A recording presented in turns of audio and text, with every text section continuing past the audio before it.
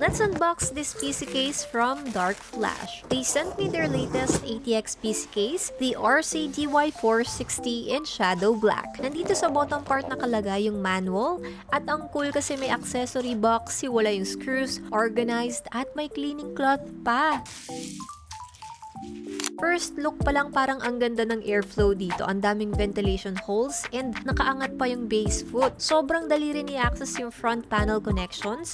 Kita mo agad at abot na abot mo kaysa nasa top gaya ng usual. 3-sided glass panel yung case at ang linis ng cuts and shape. Madali lang alisin yung panels and yung screws hindi mawawala kahit i-unscrew mo kasi naka-fixed pa rin sa panel. Supported din ito yung mga motherboard na may back connect feature. Ito yung hidden lahat ng cables sa likod. Less clutter at mas clean tignan. For GPU clearance, 400mm max length ang kasya rito, which is sobra pa sa pinakamahabang GPU na around 381mm.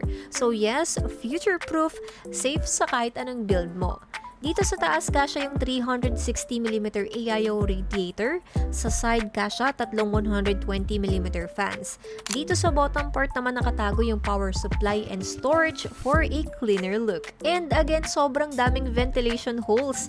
Mataas din yung base foot kaya pwedeng mag-draw in ng hangin, cooling the PSU and storage area. This one is priced at around 4,650 pesos. Kaya kung naghahanap ka ng affordable case na maganda yung airflow at may future-ready features, this might be the one for you.